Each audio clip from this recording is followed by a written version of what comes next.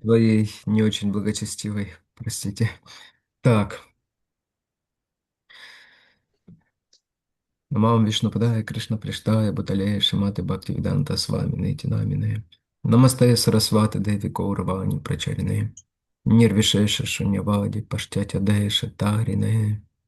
Намам Вишнупадая, Кришна Приштая, Буталея. Джай Шри Кришна Читания Прабху Нитянанда, Шри Адвайта Гададхара Шиваса Диваура Бхакта Вринда. Харе Кришна, Кришна Кришна, Харе Харе. Харе Рама, Рама Рама, Харе Харе.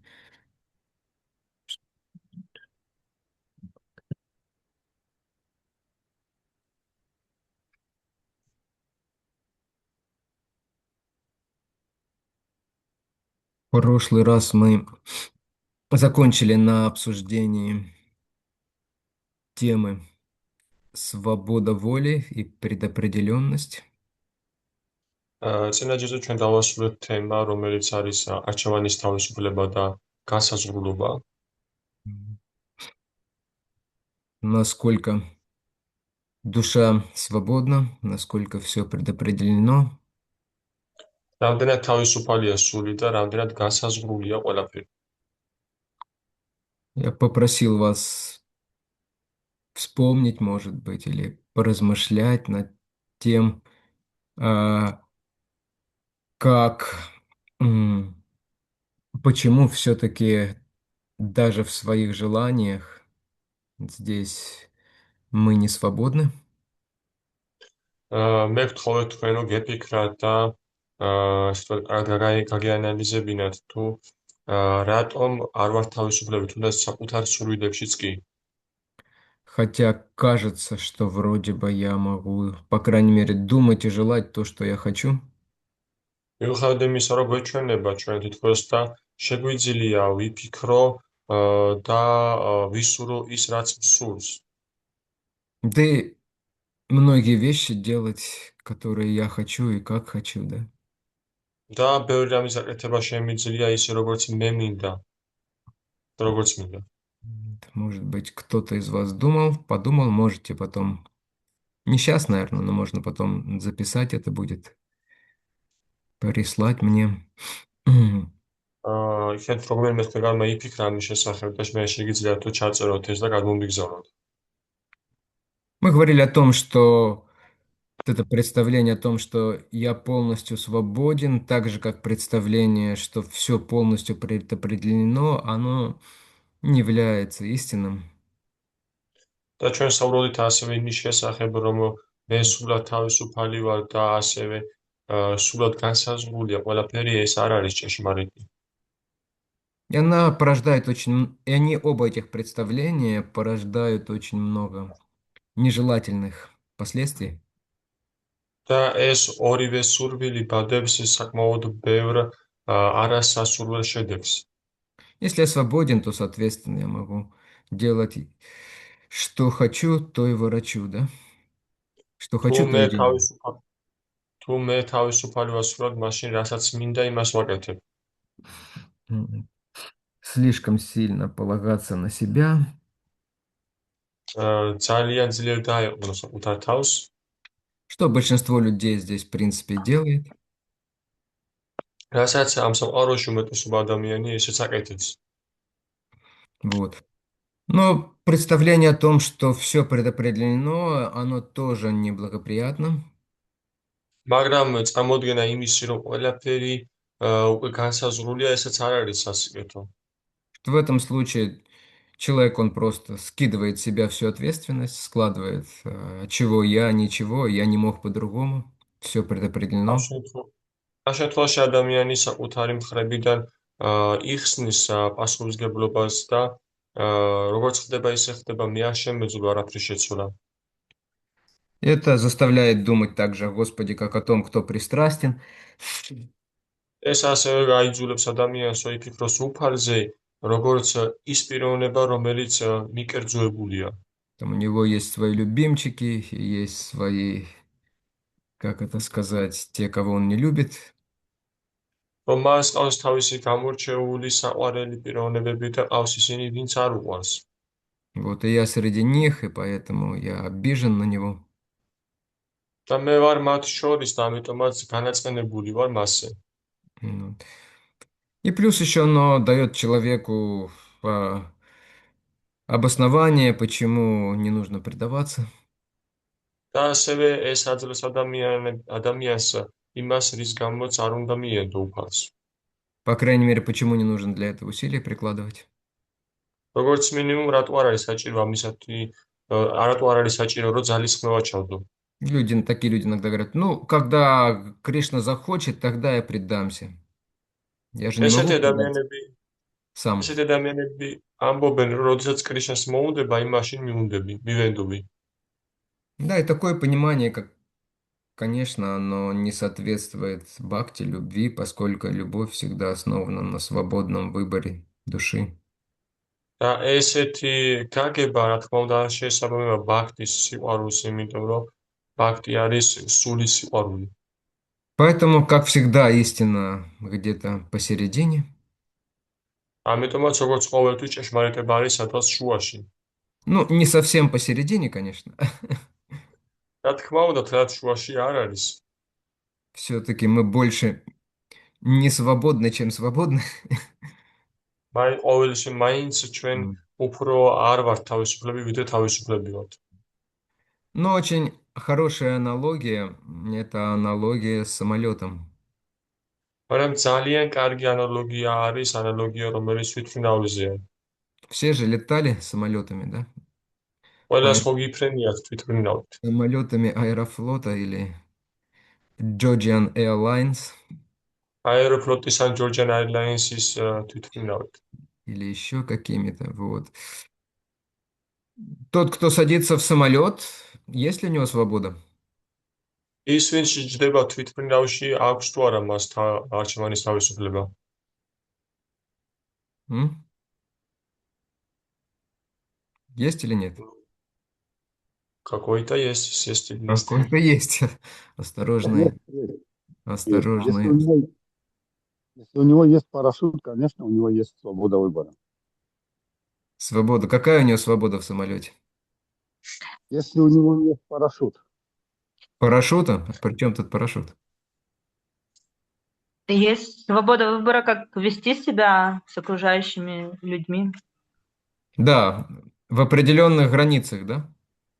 აქვს ადამიანს გარკვეული არჩევანის თავისუფლება გარკვეულ ჩარჩოებში. Да. Он может ходить по самолету, да? მას შეუძლია თვითმფრინავის შიდა ტერიტორიაზე იაროს. Может вытянуть ноги. შეუძლია ფეხები გაშალოს. Если он в бизнес-классе летит, он может дальше ноги вытянуть. თუ ბიზნეს კლასით მიფრინავს, უფრო შორს შეუძლია ფეხები Если გაწევის. в эконом-классе, то вы вынуждены вот так вот сидеть там плечом к плечу. თუ ეკონომ კლასში ხართ, მაშინ თქვენ ვიძულებული ხართ ესე მხარ და მხარი ძეთ სოთან. Но в любом случае его свобода ограничена обшивкой самолета, стенками. მაგრამ მისი თავისუფლება ნებისმიერ შემთხვევაში შეზღუდულია თვითმფრინავის კედლებით. И он не свободен в выборе туда, куда он прилетит, да? და ის არ არის თავისუფალი იმის არჩევანში, თუ სად მიფრინდება ის. То есть назначение, точка назначения и время прилета уже определено. ანუ საბოლოო წერტილი, სადაც უნდა დაფრინდეს და დანიშნულების წერტილი და დრო, ეს უკვე განსაზღვრულია. То есть вы не можете подойти к пилоту и сказать, слушай, давай полетим не в Стамбул, а в Майами. ანუ თქვენ ვერ არ შეგიძლიათ მიხვიდეთ პილოტთან და უთხრათ მოდით სტამბულში კი არ გავფრინდეთ, მაიამიში გავფრინდეთ. Да.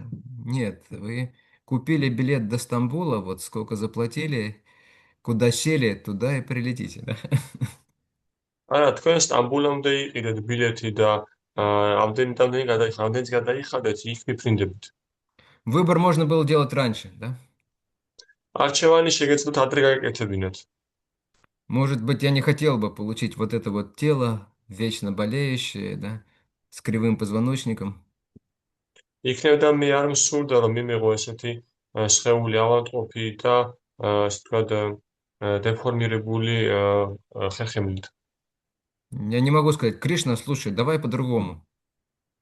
მე არ შემიძლია უთხრა კრიშნას, კრიშნა მოდი სხვანაირად გავაკეთე. Давай, чтобы спина прямая была, рост был 1,85 м, как у Гочи. მოდი ისე მოდი ისე რომ ხერხემალი სწორი გასწორებული იყოს, სიმაღლე იყოს 1,85 м. Как у Гочи.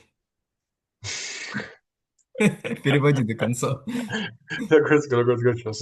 Да. И чтобы мне было 22. და მე რო 22 წლის ვიყო. Нет, так не сработает. არა, ესე არ იმუშავებს. Да. Уже все оплачено уже ранее. ყველაფერი უკვე წინასა გადახდილია. Поэтому, как говорят, получите и распишитесь. ამიტომაც როგორც ამბობენ ხოლმე რომ მიიღეთ და ხელი მოაწერეთ ჩაბარებას. Даже если не захотите расписываться, все равно вам уже это принесли, никуда вы от этого не денетесь. Ваша და карма. თუ და თუნდაც აგინდოდეთ რომ ჩაიბაროთ და ხელი მოაწეროთ, მაინც უკვე მოტანილია თქვენამდე და ეს უკვე თქვენი კარმა მოგიწევთ რომ მიიღოთ. Ну, то есть свобода очень ограничена, а основные вещи действительно предопределены. ანუ თავისუფლება ძალიან შეზღუდულია და დანარჩენი უკვე განსაზღვრულია. Но в чем есть свобода, мы можем реагировать по-разному, сами выбирать, как реагировать на то, что происходит с нами, да, что случается в жизни. მაგრამ რაშიც გვაქვს ჩვენ თავისუფლება, ეს არის ის თუ ჩვენ შეგვიძლია ავრჩიოთ თუ როგორ რეაგირებას მოახდენთ ის რაც ჩვენ თავს ხდება. Ну, даже это очень сильно ограничено, да?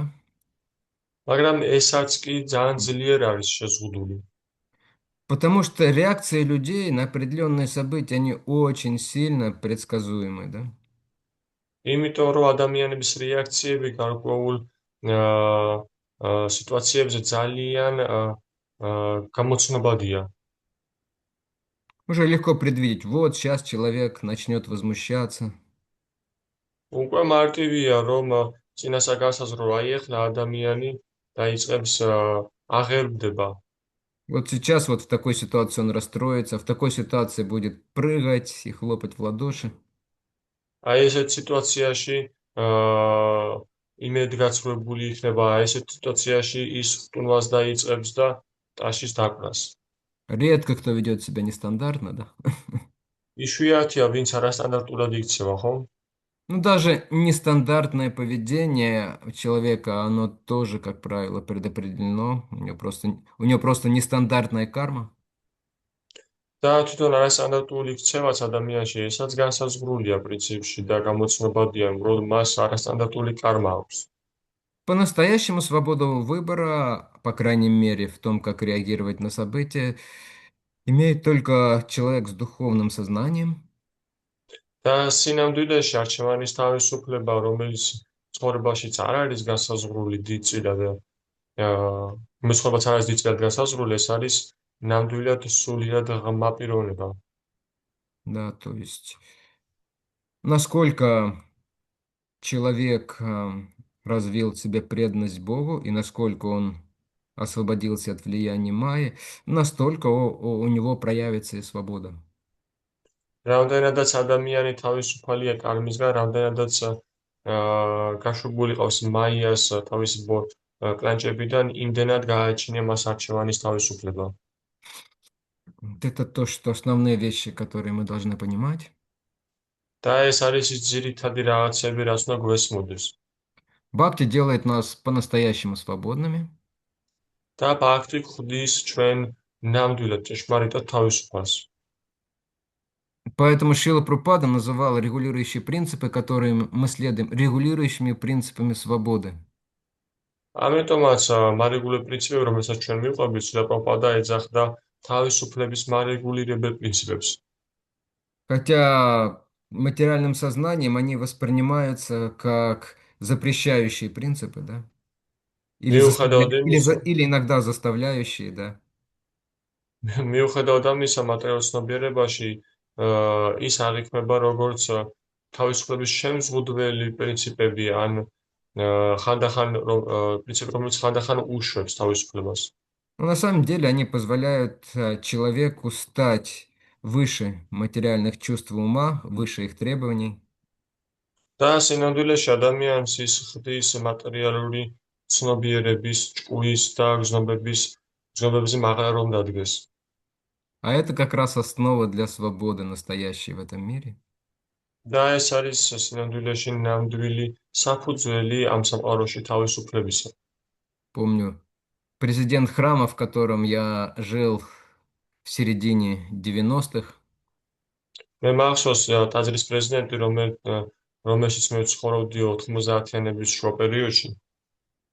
он называл чувства эсэсовцами. Это такая была группа войск в германской армии, которая отличалась особой жестокостью, мучили людей. ის გზნობებს უწოდებდა SS-ის ბატალიონს, ესე თქვა და ეს იყო ბატალიონი, რომელიც გერმანიის ჯარში იყო და ძალიან დიდი სისასტიკით გამოირჩეოდნენ. Это подтверждает, в принципе, Шрила Рупа Госвами в одном из своих стихов, და ამას პრინციპში ადასტურებს რუპა გოსვამი ერთ თავის ლექსში. где он говорит: «Я столько времени и жизней служил господам, ის ამბობს, რომ მე რამდენი ხანი და რამდენი დრო ვემსახურებოდი ბატონებს, своим чувствам, საკუთარ გზნობებს. я служил с большим старанием, с большой преданностью, მე ვემსახურებოდი დიდი გულმოდგინებით და დიდი ერთგულებით. но они все равно остались неудовлетворенными. მაგრამ ისინი მაინც დაუკმაყოფილებლები დარჩნენ. И все больше и больше требуют от меня, да». და სულ უფრო და უფრო მეტს ითხოვენ ჩემგან. То есть человек, который служит своим чувствам, да, он полностью находится у них в рабстве. ადამიანი, რომელიც თავის გზნობებს ემსახურება, ის იმყოფება სულად მათ ტყვეობაში, მონობაში.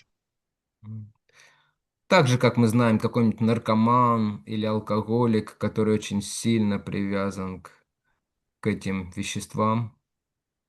აი ისევე როგორც ჩვენ ვიცით, რომ ნარკომანი ან რომელიმე ალკოჰოლიკი ძლიერ მიჯაჭვულია ამ ნივთიერებებს. Когда мы слышим, или когда другие люди, у которых нет такой сильной привязанности, они слышат об таких наркоманах, они думают: ну, несчастный человек, раб своей привычки. როდესაც ჩვენ გვესმის ან მათ ესმით, ვისაც არა აქვთ ესეთი მიჯაჭვულობა ამ ნივთიერებებზე, ისინი ფიქრობენ, რომ აი საწყალი ადამიანი. При этом сами они не понимают, что они являются в точности такими же наркоманами и алкоголиками. ამავე დროს თავადვე არ ესმით იმდენი, რომ თავადვე იმყოფებიან ამ მდგომარეობაში, თავადვე არიან ნარკომანები და ალკოჰოლიკები. Просто объект их привязанности или, так скажем, то, что имеет власть над ними, это другое, какая-то другая вещь. უბრალოდ მათ მიჯაჭვულობის ობიექტი ან ის, რაც მათ აკონტროლებს, მათზე აქვთ ძალაუფლება, სხვა რაღაცეებია. Обычно практически все являются рабами сексуального желания здесь. პრაქტიკულად ამ სამყაროში ყველა იმყოფება სექსუალური სურვილის მონა არის პრაქტიკულად ყველა. Рабами жадности, სიხარბის მონები, гнева, ненависти, да? მრისხანების, სიძულვილის. И люди также, они готовы идти на все, что угодно, чтобы попытаться исполнить эти свои желания. და ასევე ადამიანები მზად არიან, რომ წავიდნენ ყველაფერზე იმისათვის, რომ ეს თავისი სურვილები შეისრულონ. Даже рисковать своей жизнью. და საკუთარი ცხოვრებით სიცოცხლითაც კი გარისკონ. Но преданный, который выходит из-под влияния этих вещей, он по-настоящему обретает свободу. Он может делать выбор. მაგრამ ერთგული, რომელიც ნამდვილად იძენს თავისუფლებას, მას შეუძლია, რომ განსაზღვროს ეს რაღაცეები, ამათ დოზა და ის მართლაც იძენს თავისუფლებას. Поэтому то, что выводит нас из рабства чувства и ума нашего материального, наших страстей, оно является так скажем, представителем или носителем свободы настоящей. ამიტომაც ის რაც რასაც გამოვყავთ ჩვენ ამ მონობისგან და რაც გვათავისუფლებს, ის არის მატარებელი ჩვენი თავისუფლების, ისე ვთქვათ. Когда мы чуть-чуть освобождаемся от них, то вот эти вот вещи, которые нам казались ограничениями, запретами, да, они вдруг начинают нам нравиться. და აი, როდესაც ჩვენ ამ თავისუფლებას ვიძენთ, ის რაღაცები, რაც ჩვენ გვეჩვენებოდა შეზღუდვებად ან აკრძალვებად, უცებ აღმოაჩენთ, რომ ისინი მოგწონს ჩვენ. Да, вещи, в которых мы себя ограничивали, негативные вещи, они начинают, ну, как бы внутреннее отвращение вызывать. ის რაც ჩვენ ადრე მოგწონდა, ის უკვე იწყებს ჩვენში ჩნდება მათ მიმართ რაღაც შინაგანი ზიზღი. Окей, хорошо, мы уже сказали достаточно. И сейчас мы перейдем к новой теме, к теме, которая называется «Переселение души». ჩვენ ახლა ამაზე დავამთავროთ ამ თემის განხილვას და გადავართ ახალ თემაზე, თემას, რომელსაც ქვია სულის გადასახლება. Может, правда, есть у кого-то вопрос один? და იქნებ ვინმეს აქვს აი მე ერთი კითხვა მანამდე.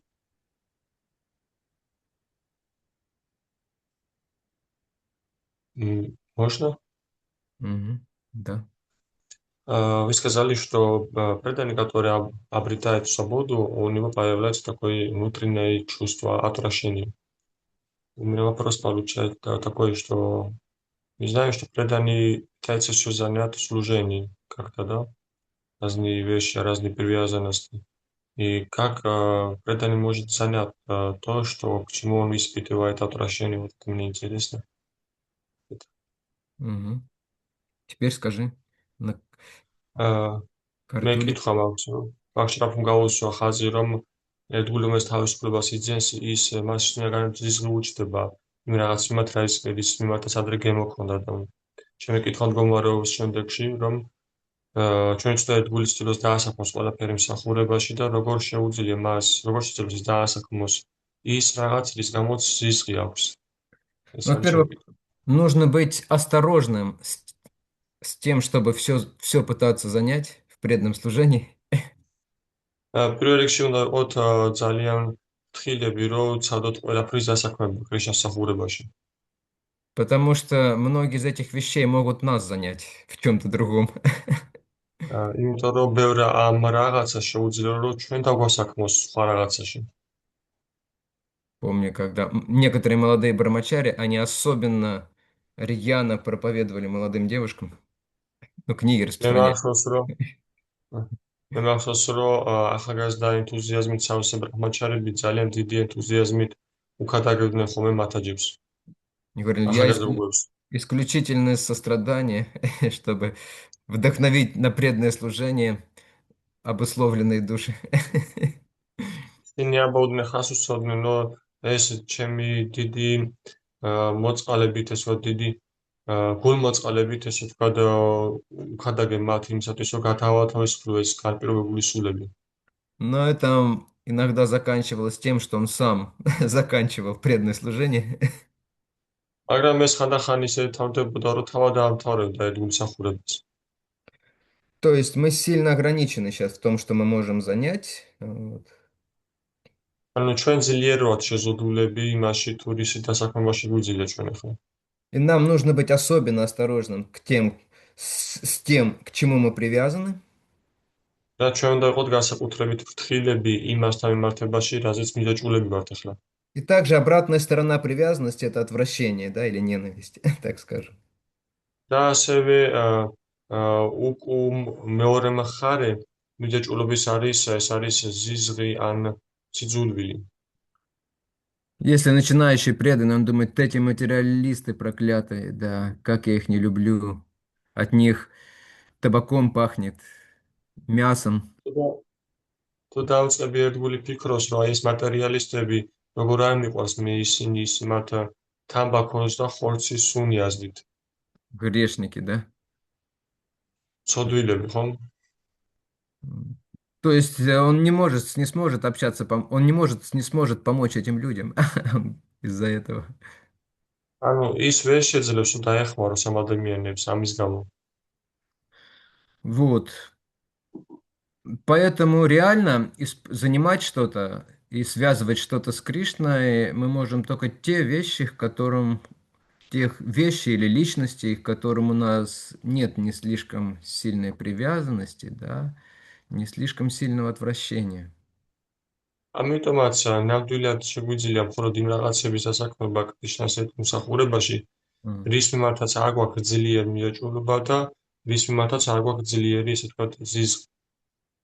И на самом деле преданное отвращение чувствует не к самим объектам своей привязанности, да, და თანაც უნდა გავუშვათ ხაზი იმას, რომ ერთ გული გრძნობს სოდეს ზირს ან განდგომის სურვილის არა თავად ობიექტების მიმართ, ანუ ამ ობიექტები ამ გრძნობის ობიექტების მატარებლების მიმართ. Я помню, когда мы были молодыми брамачари, и то же самое было с молодыми учениками Шишила Прабхупады, там მე მახსოვს, რომ შესაძლოა ჩვენ ვიყავით ახალგაზრდა ბრაჰმაჩარები და სწორედ იგივე რამ ემართებოდათ შილა პრაბჰუპადას დამწყებ მოსავლეებს. очень часто было такое негативное отношение к женщинам. Это женщины, это майя вообще, из-за них все проблемы, вся материальная жизнь из-за них, да. ძალიან ხშირად იყო ესეთი დამოკიდებულება ქალების მიმართ. ეს ქალები ისინი მაიას წარმომადგენლები არიან და ესეთი ძლიერი ხაზგასმა იყო ხოლმე ამაზე. Но проблема-то не с женщинами, а проблема с твоими привязанностями к ним, материальными. მაგრამ პრობლემა ქალებში კი არ არის, პრობლემა არის შენის მიაჭრულობაში მათ მატერიალურ მიაჭრულობაში. Поэтому преданный, настоящий преданный, он испытывает отвращение к своим материальным привязанностям, к своим материальным качествам. ამიტომაც ნამდვილი ერთგული განიცდის განდგომის, ანუ ზიზღის გრძნობა უჩნდება არა ობიექტების მიმართ, არამედ საკუთარი მიჯაჭვულობების მიმართ. Да. Вот, и в таком случае, то есть он может занимать преданным служением разные вещи. და ამ შემთხვევაში მას შეუძლია, რომ დაასაქმოს ერთგულ მსახურებაში სხვადასხვა რაღაცები. Но опять же, с осторожностью, учитывая риск. მაგრამ კлауд სიფრთხილით და ითვალისწინებს რისკებს, ესე ვთქვათ. Риск упасть, да, в процессе общения с материальными объектами или людьми. იმ რისკს ითვალისწინებს, რომ შუა დაეცეს მატერიალურ ობიექტებთან ურთიერთობისას. И постоянно при этом внутри молиться Кришне о защите. Да? და ამავე დროს მუდმივად შინაგანად ლოცულობს დაცვაზე. Вот таким образом. აი ამგვარად. Да, Мариам, вы руку поднимали. Харе Кришна, примите, пожалуйста, мои поклоны. Да, Харе поднимала. Кришна.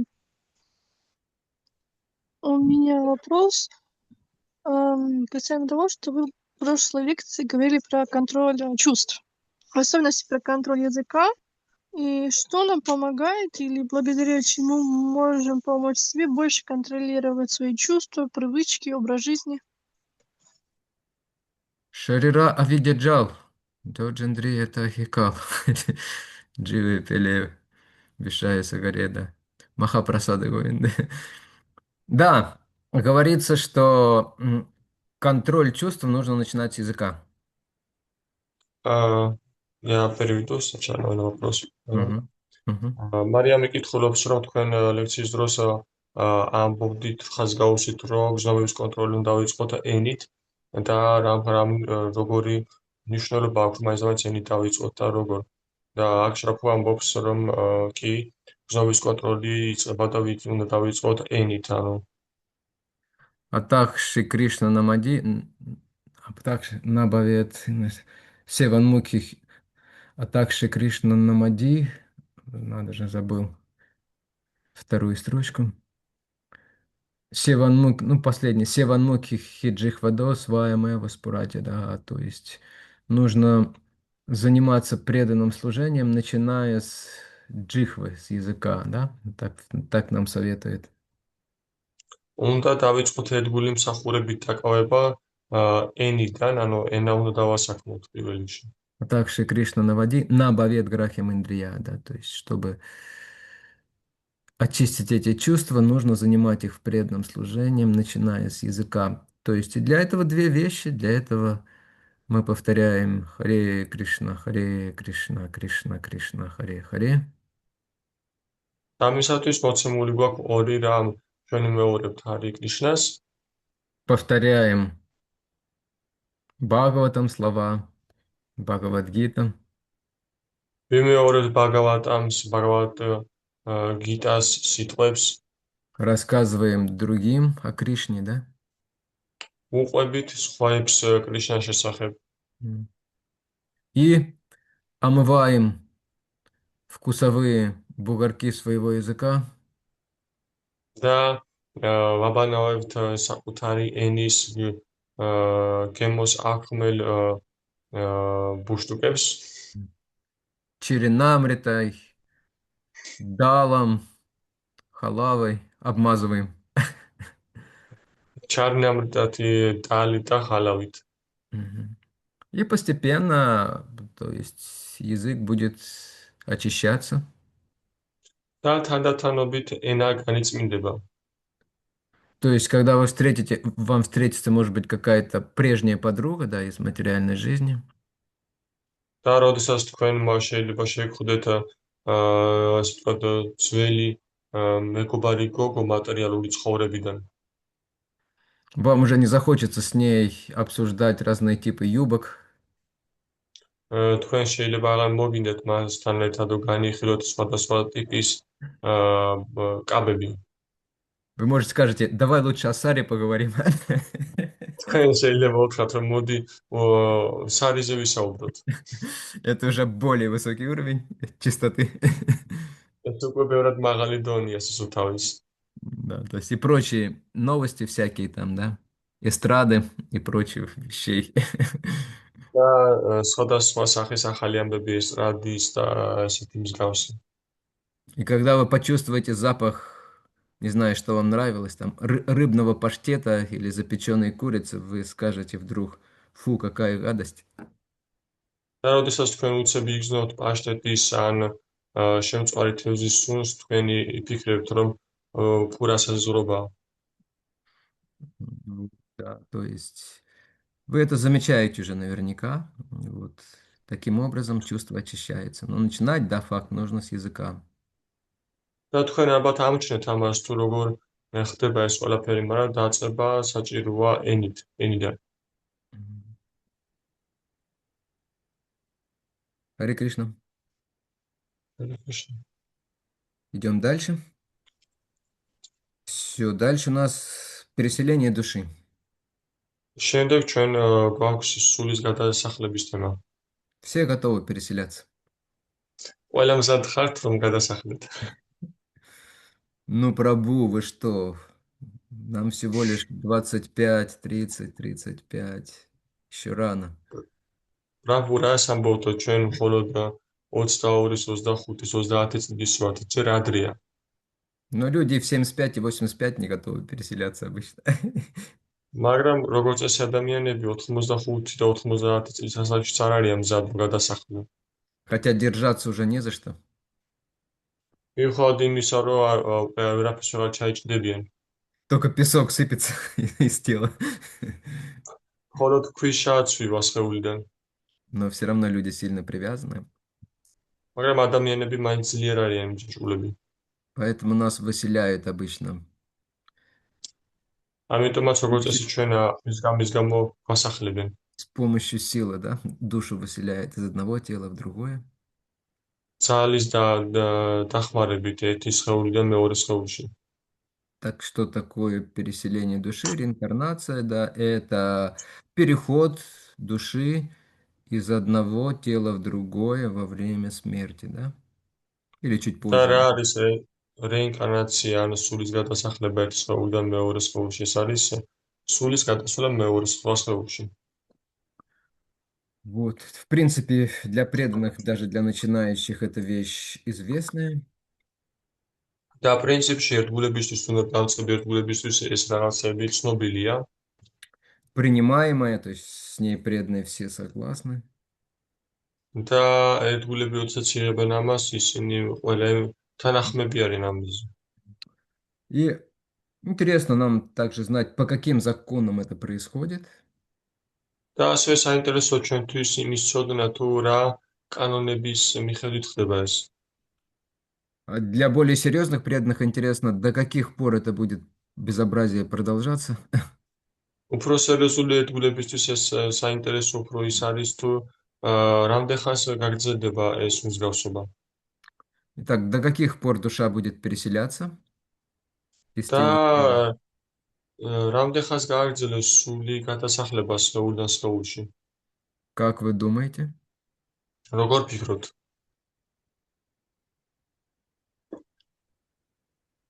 Атари, Атари Пока она хотел. не захочет ну, перестать переселяться.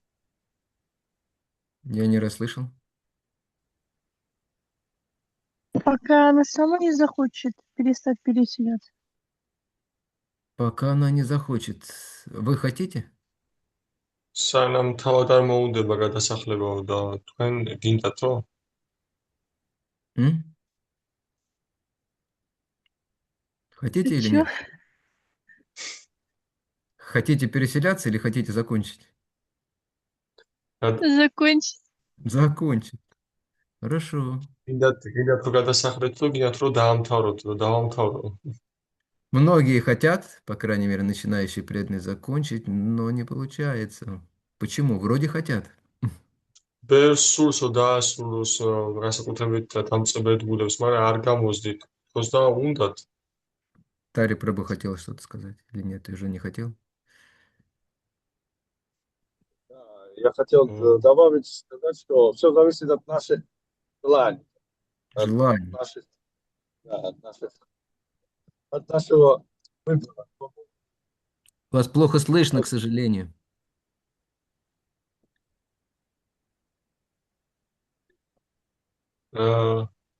ოთარი პაფამოს რო ყველაფერი Я за დამოკიდებულია рулем. ჩვენ სულებზე. Я понял. Я просто не расслышал. Мне тяжело будет реагировать на ваш ответ как-то, поскольку я его не услышал. Вот. Окей. Да, пока у нас будут какие-то желания, хоть какое-то желание, хоть как-то в этом мире наслаждаться, და კი სანამ ჩვენ გვექნება რაიმე სურვილი რამენაირად მაინც დავტკბეთ ამ სამყაროში, нам будут давать билеты на новые направления ჩვენ მოგცემენ ბილეთებს ახალი მიმართულებით. в зависимости от наших желаний или кармы, то есть мы будем отправляться куда-то. ჩვენი სურვილის და კარმის დამოკიდებული იქნება ჩვენი სურვილის და კარმაზე თუ სად გაგვიშვებენ. Именно материальные желания являются тем топливом, на котором едет машина этой реинкарнации, переселения души. სწორედ მატერიალური სურვილები არის ის საწავი, რომელზეც მოძრაობს მატერიალური სხეულის მანქანა. Если от Тари Прабhu, не дай бог, конечно, сейчас закончится бензин, და ოთარ პრაფუს რო ღმერთმა არქნას ეხა უცებ საწავი გაუთავდეს, машина встанет, все, никакого движения. მანქანა გაჩერდება და არ იქნება არავითარი ვერ გააგრძელებს მოძრაობას. То же самое, если у души пропадают или заканчиваются все материальные желания, то есть желание наслаждаться этим миром, да, то все, никакого переселения. სწორედ ასევე არის თუ სულს უთავდება ეს საწავი, ანუ სურვილები, რომ რაიმე მატერიალური სურვილი, რომ როგორაც დატკბეს მატერიალურ სამყაროში, მაშინ ის ჩერდება და აღარ მოქმედებს. Вот. И нас будут проверять на наличие оставшихся желаний. და ჩვენ შეგვამოწმებენ დარჩენილ სურვილებზე. Описывается, например, у Шри Вайшнавов, у преданных Господа Вишну, да, которые Господа Вишну на районе поклоняются. აღწერილია შრივაიშნავებში, ანუ იმ ერთგულებში, რომლებიც ნარაიანას ემსახურებიან. Описывается возвращение в духовный мир для таких преданных. აღწერილია ესეთი ერთგულებისთვის სულეს სამყაროში დაბრუნება. За ним прилетает Виман с духовного мира, воздушный корабль. მათთან აწასაყვანად ჩამოდის ვიმანა, ანუ ესეთი ღვთაებრივი გემი. Они поднимаются наверх на этом корабле. ისინი ადიან მაღლა ამ გემში И пролетают все высшие планеты по очереди. და რიგრიგობით გადაუფრენენ ყველა უმაღლეს პლანეტას. И Вишнудуты внимательно смотрят на лицо этого преданного, пока не пролетает мимо райских планет. და ვიშნოდუტები ყურადღებით აკვირდებიან ამ ერთგულის სახეს, სანამ ისინი გადიან ამ სამოთვისეულ პლანეტებს.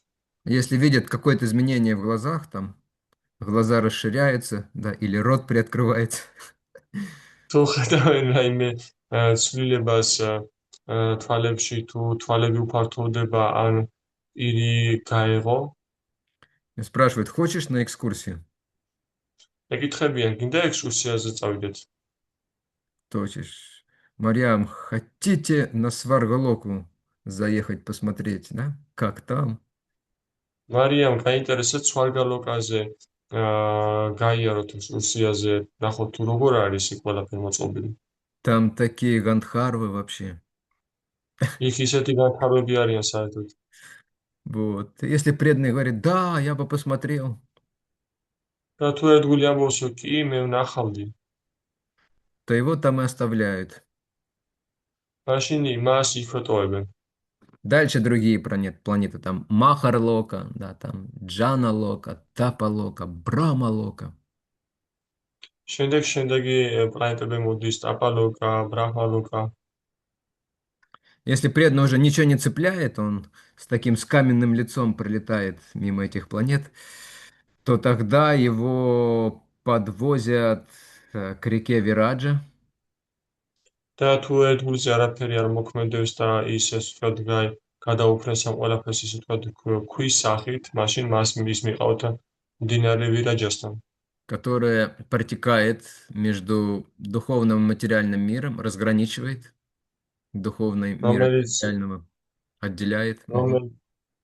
რომელიც მიედინება და საზღვრავს, ესე ვთქვათ, საზღვარზე გადის მატერიალურ სამყაროს და სულიერ სამყაროს შორის. Ему говорят, ну прежде чем в духовный мир войти, нужно же помыться, да? Согласна? და მას ეუბნებიან, რომ მანამ სანამ სულიერ სამყაროში შეხვალ ჯერ ხომ უნდა განიბანო, ხომეთახმები.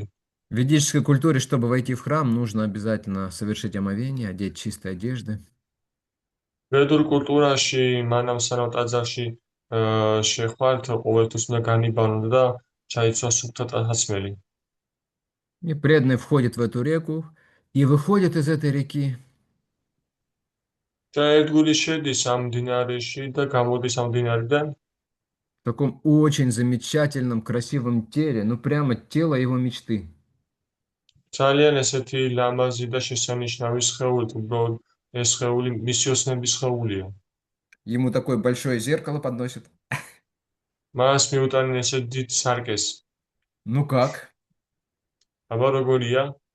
Если он скажет, да вообще. თუ ის სიტყვისო, რა მაგარია. Ну скажет, ну ладно, Харибол. ასე თქვენო, კარგი, ჰარიბონ. Оставайся здесь, раз вообще, а мы полетели. დარჩი აქ თუ ესე ძალიან მაგარია, ჩვენ კი წავად გავაგზავნებთ გზას. Итак, если первое тело не понравилось, он опять совершает омовение, там еще более классное тело там может появиться. და პირველი სხეული თუ არ მოეწონა, მაშინ ის კიდევ მიიღებს განბანობას და უფრო მაგარ სხეულს მიიღებს. Омылся и вышел в теле Господа Брамы. Представьте. განიბანა და გამოვიდა უფალი ბრაჰმას სხეულით. там, в котором все мистические совершенства, все знание. რომელშიც ყველა მისტიკური სრულყოფილებაა, მთელი ცოდნა. Ничего, кроме благости. არაფერი სათნოების გარდა. То есть, если человек скажет, ну, классно, то все останется Брамой. ადამიანი თუ იტყვის, რომ всё მაგარია, мაშინ დარჩება ბრაჰმად. На новый срок в тюрьме материального, ახალი ვადით, в тюрьме материального ახალი мира. ახალი ვადით მატერიალურ სამყაროში. То есть желание. Вот. ნუ Но, სულელები ეს. но в случае преданных, особенно преданных Кришны, есть определенные послабления.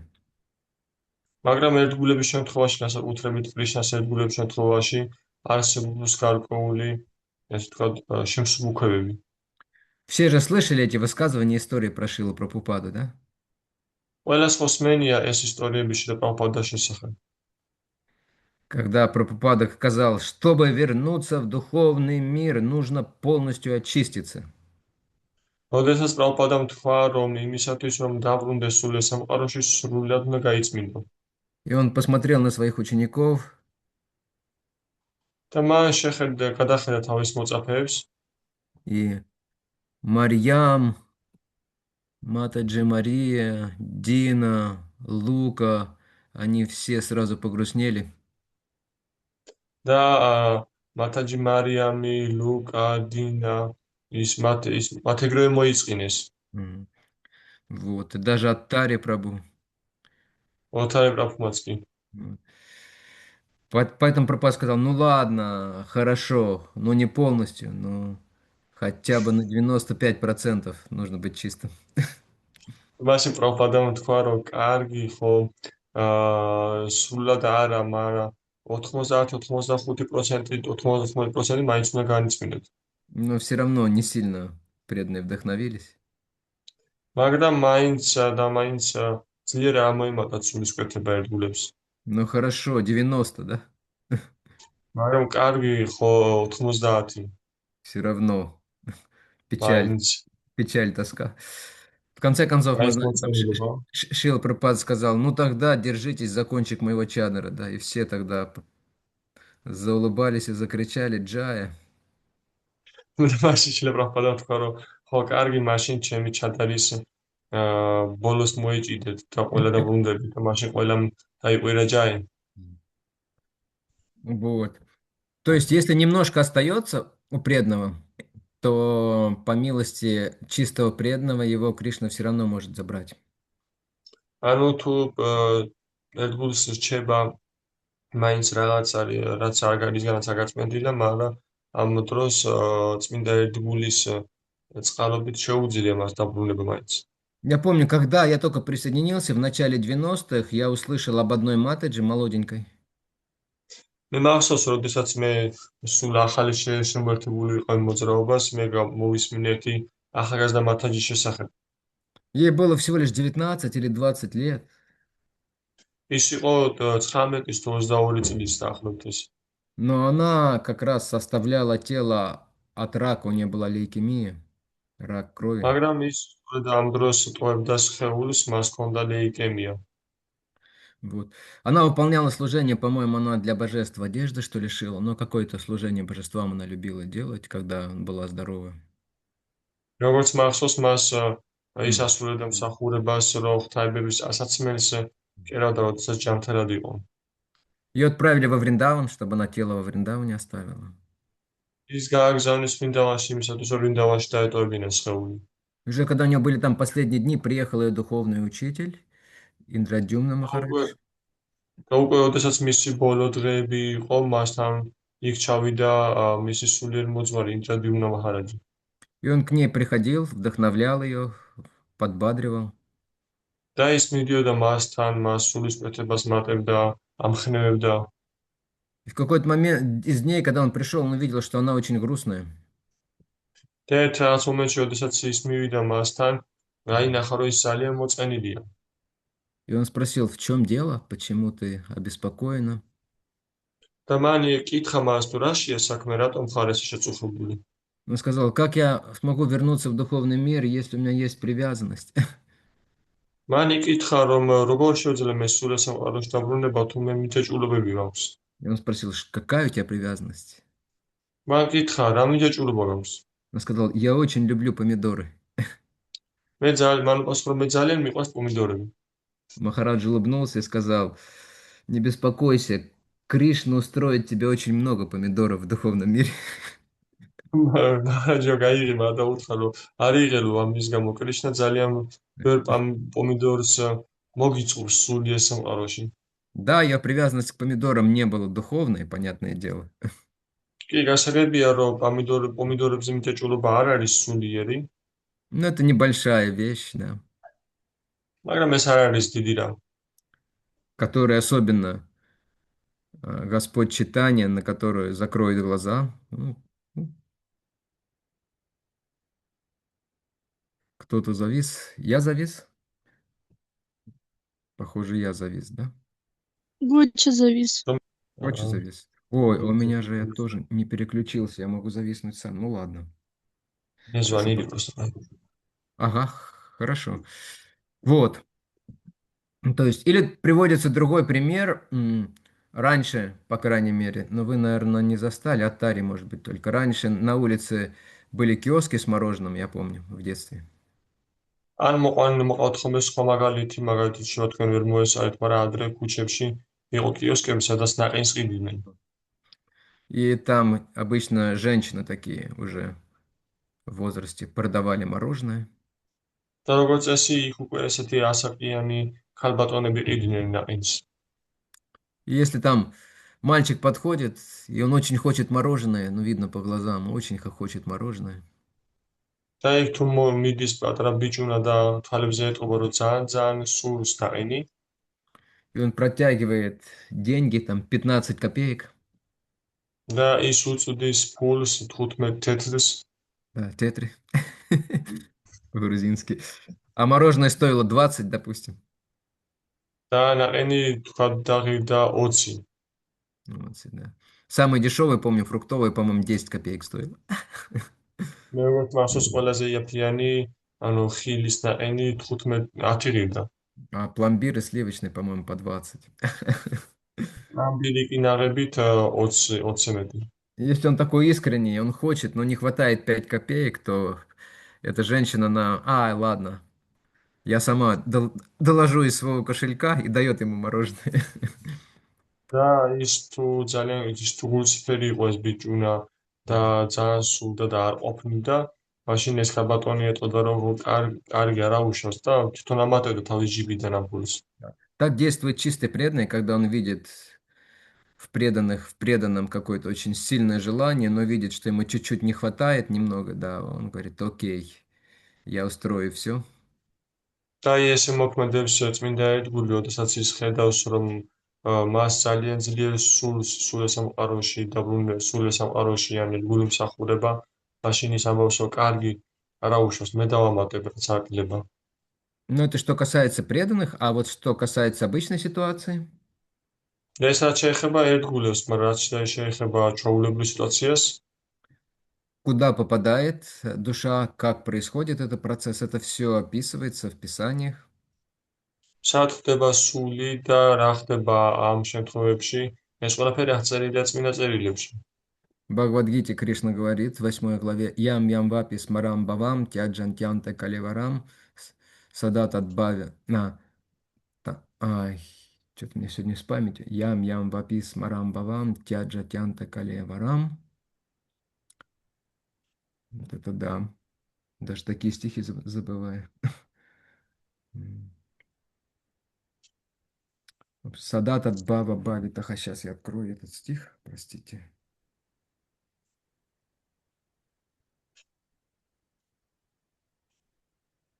Это очень важный стих.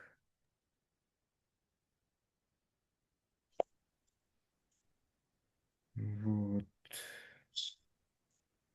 Там и вайти кунтия садат от бава бавитаха. Да. То есть о каком бы состоянии бытия не помнила душа, покидая тело, ანუ რა მდგომარეობის შესახებაც არ უნდა გახსენებოდა სულს, როდესაც ის სხეულს ტოვებს, Этого состояния она и достигнет непременно по а, следующей жизни.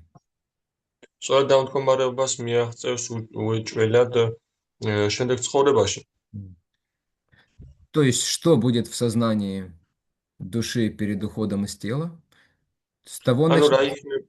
Мгм. რა ცნობიერება იქნება სულს, ოდესაც ის სხეულიდან გამოდის? С того начнется его следующая жизнь, да? სწორედ იქიდან დაიწყება მისი შემდეგი ცხოვრება. Причем в этом стихе говорится ям вапис смаран бавам, то есть имеется в виду, о чем помнит, но помнит не о каком-то конкретном объекте, а говорится бава. Какая бава, о какой баве помнит душа? რათანაც ამ ლექსში ნათქვამია, რომ ის რაც ახსოვს სულს და აქ იგულისხმება არა ის უბრალოდ რომ რაღაც ახსოვს, არამედ რის მიმართაც თავა გააჩნია, ანუ გემო გააჩნია. И бава означает настроение или состояние сознания. და ფავა ნიშნავს განწყობას ან ცნობიერების მდგომარეობას. То есть это не просто какой-то там отдельный образ, да, то есть это состояние сознания. Оно именно определяет, куда отправится душа. ანუ ეს არ არის რაღაც უბრალოდ განსაზღვრული ცნობიერება, არამედ ეს არის ფავა, ანუ რის მიმართაც გემო გააჩნია, იქით გაემგზავრება სული. И Прабхупада говорит, состояние сознания в момент смерти, оно зависит от того, о чем человек думал в течение жизни большей частью. რა პრაბჰუპადა ხაზავს, რომ ცხოვრების ბოლო მომენტში მისი ცნობიერების მდგომარეობა, ანუ რაზე იფიქრებს, დამოკიდებულია იმაზე, თუ რით იყო დაკავებული ის თავის ამ სისხლის მანძილზე. Вот, то есть, поэтому очень важно готовить себя в течение жизни. ამიტომაც ძალიან მნიშვნელოვანია, რომ მოემზადოთ საკუთარი თავი ცხოვრამ სისხლის მანძილზე. В момент смерти, как объясняют знающие люди, не получится так, что вот я могу в течение жизни думать о разных вещах, а в момент смерти я просто подумаю о Кришне и все, и хорошо все. და მცოდნე ადამიანები, პიროვნებები ხას ამბობენ, რომ ეს არ გამოდის უბრალოდ რომ სიცოცხლის ბოლოს უბრალოდ კრიშნას შესახებ გავიფიქრო და დავბრუნდე უკან. В этот момент мы ничего вообще не можем контролировать и ни о чем не сможем заставить себя думать, потому что все будет полностью в таком беспокойстве. То есть у нас не будет никакой возможности контролировать свое сознание.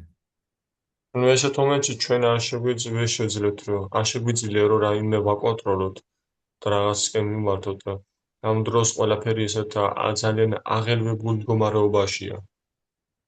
Сознание обычно в этот момент естественным образом устремляется к тому, к чему человек был больше всего привязан.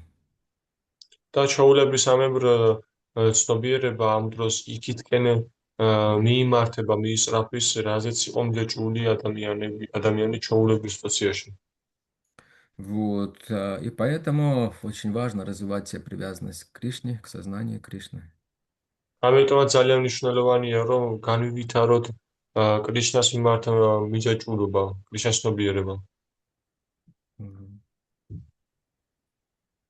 И преданный старается это делать, ერთგული ცდილობს ამის გაკეთებას.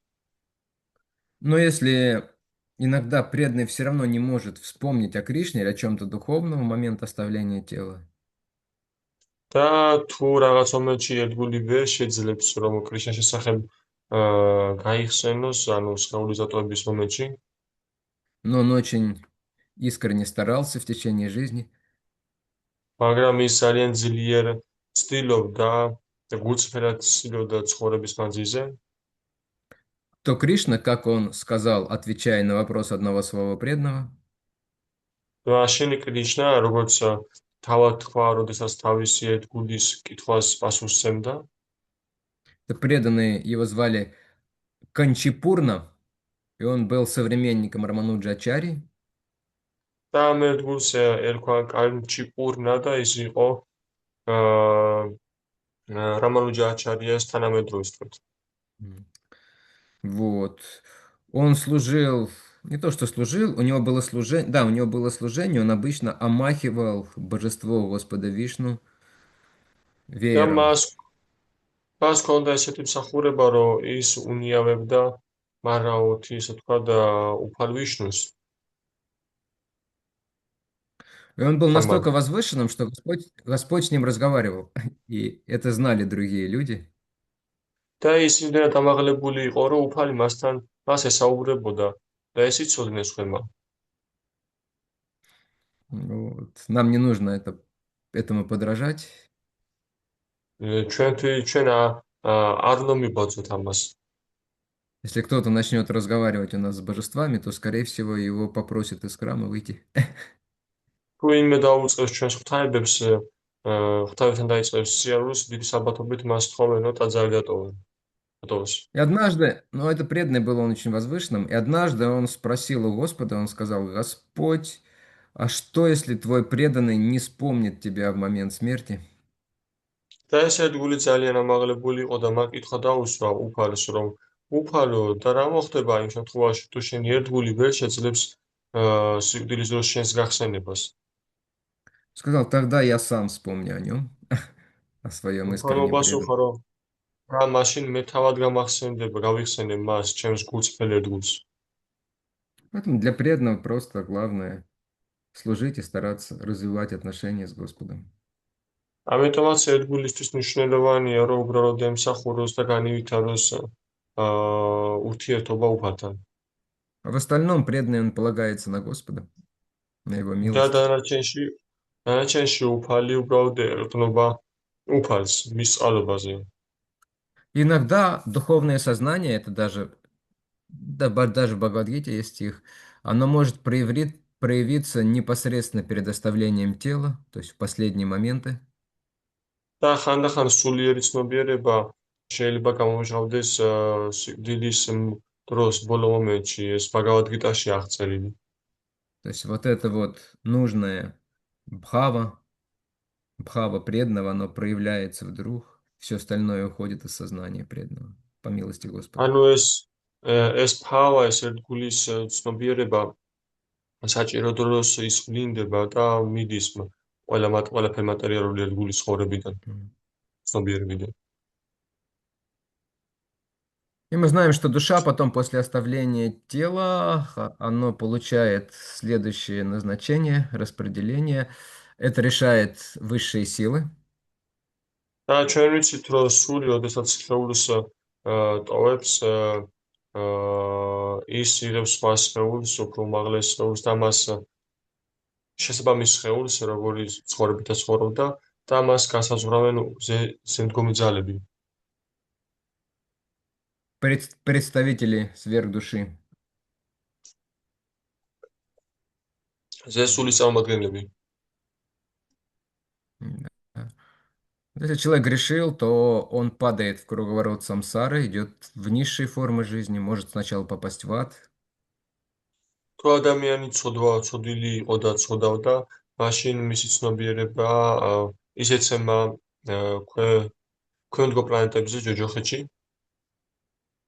Потом будет вынужден проходить с самых низших форм, да, через более высокие, в конце концов, пока опять не станет человеком, да.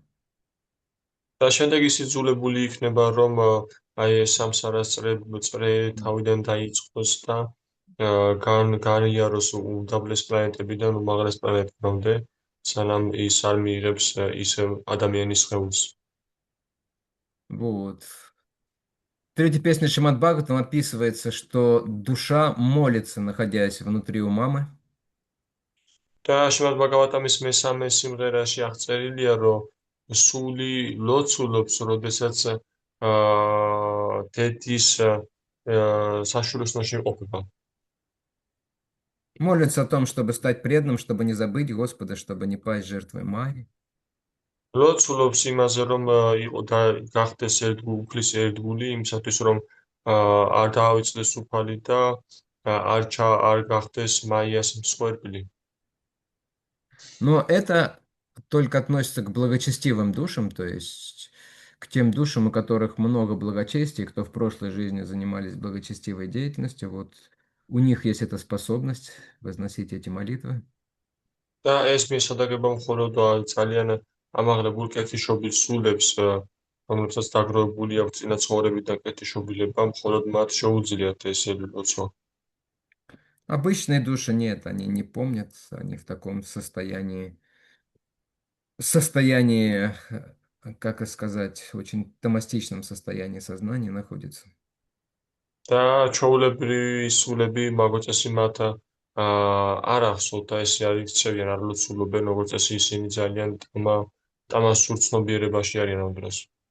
Вот. Есть ли какие-то у вас вопросы по поводу переселения души? Что-то по этой теме? გააქვთ თუ არა რაიმე შეკითხვა სულის გადასახლებასთან დაკავშირებით ამ თემიდან?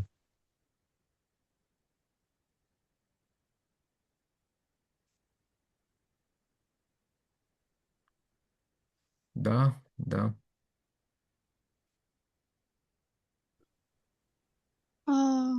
Вот, например, с истории, я забыла его имя, который олененком стал преданный.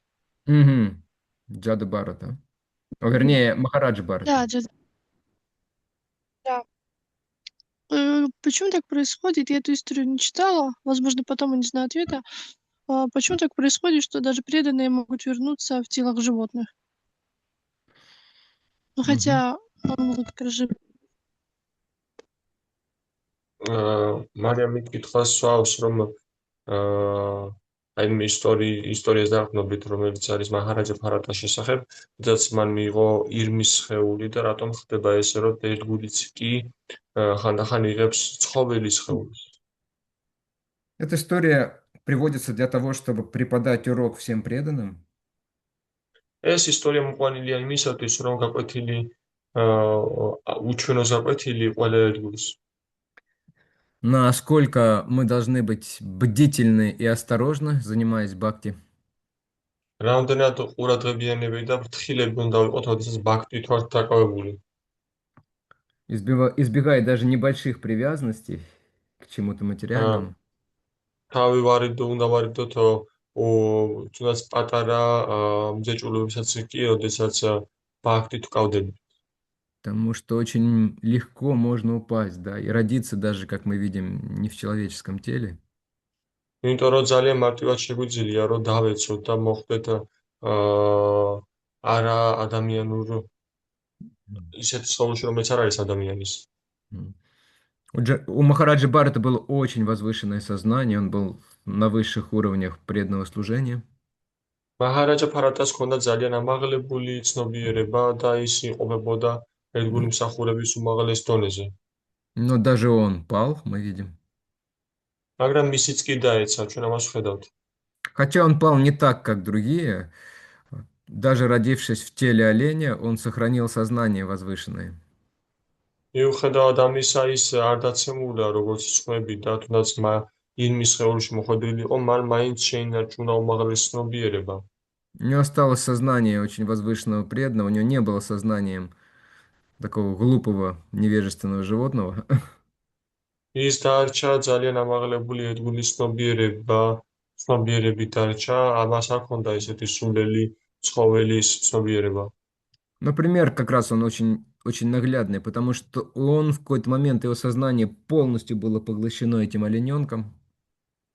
და ეს არის ძალიან, ასე ვთქვათ, თვალნათლივი მაგალითი, იმიტომ რომ რაღაც მომენტში მისი ცნობიერება მთლიანად ჩაძირული იყო ამ ირმის შვილზე. Уже забыл о преданном служении, ну то есть делал все чисто формально. მას დაავიწყდა უკვე ერთგული მსახურების შესახებ, ამ ყველაფერს აკეთებდა წმინდა ფორმალურად. Поэтому, Марьям, не знаю, кто у вас дома, когда вы воспеваете Харе Кришна, не нужно гладить кошку.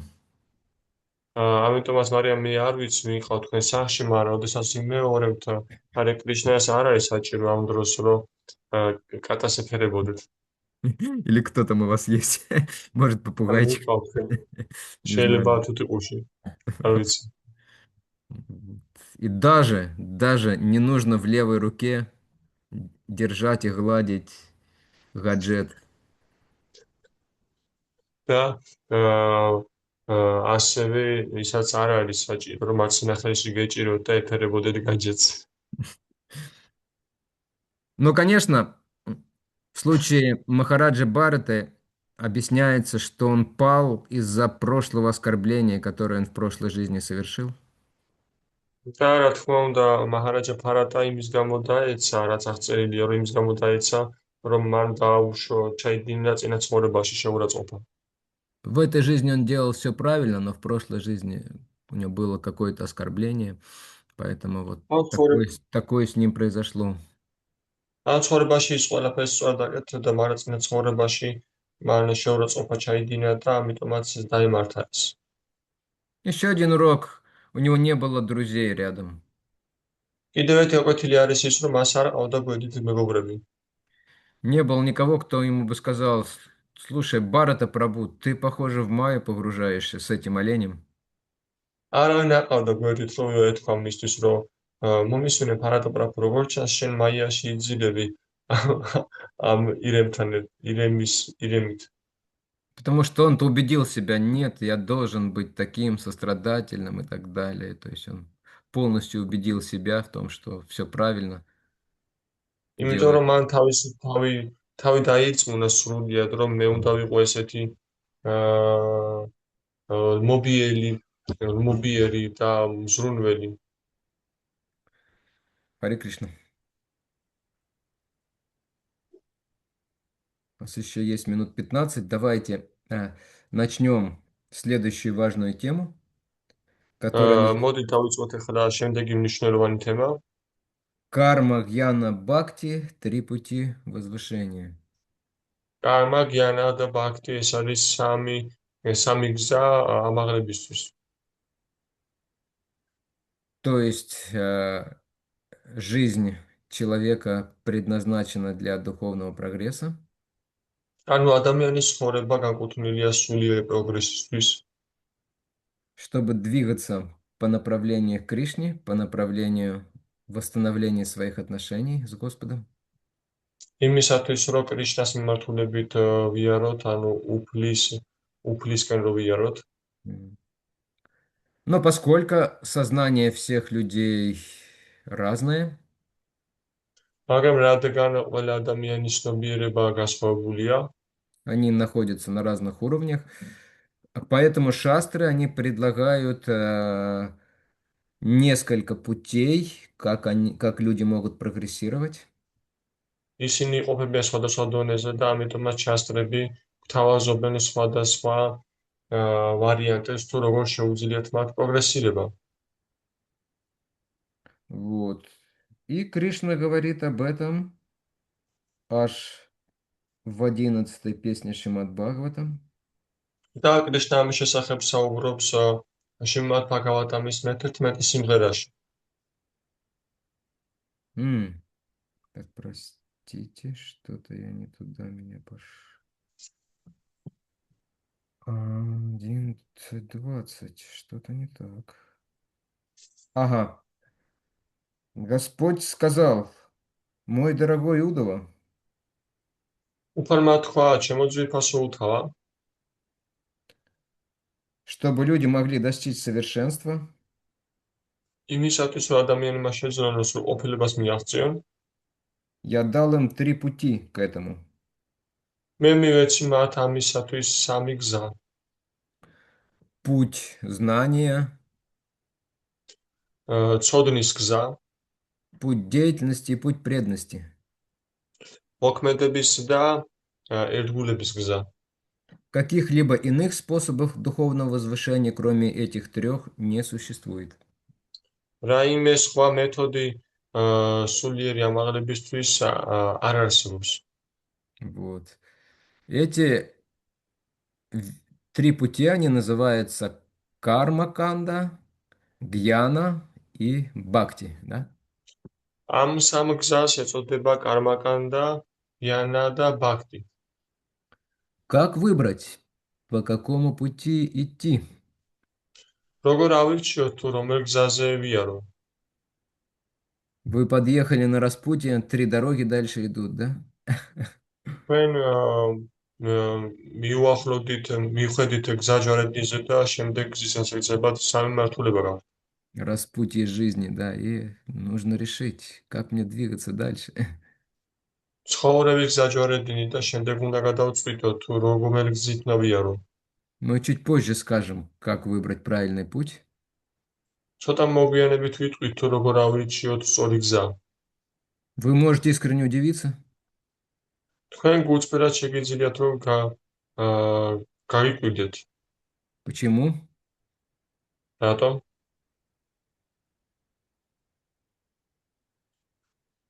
Вроде мы уже выбрали. Мы уже выбрали, да. Выбрали. Ну мы-то да, а я про других. Ведь обычно говорится, что бхакти это для кого? და ჩვენსავე ნათქვამია რომ ბაქთი ვისთვის არის?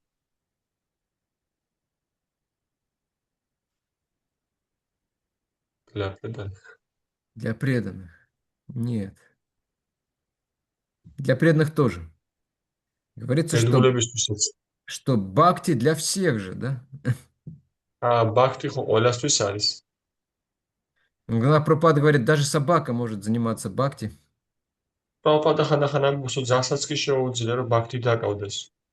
Особенно если она подбежит к Гочи и будет лизать ему пятки. Я это не переведу. Ладно, она может ко мне подбежать и лизать мне пятки. Переводи так.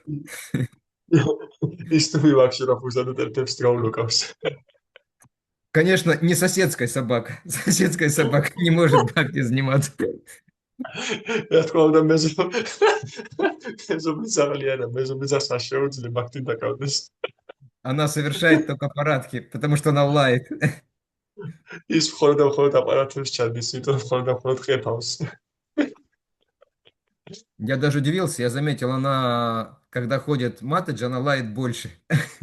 მე ისიც გამიკვირდა, რომ მათაჯებიდან უფრო მეტად ყეფავს. Потом я узнал от Варши, что это собака, а она собака. და მე გავიგო ვარშასგან ეს ზაღლი არის ზაღლი. Я спросил Варшу, почему она такая злая? Вы что, ее там просадом не кормите? ეკითხება ვარშას, რატომ არის ეს ზაღლი ესეთი ბრაზიანი, თქვენ რა პრასაც არ აჭმევთო? И Варша, она мне очень реализованно, осознанно ответила.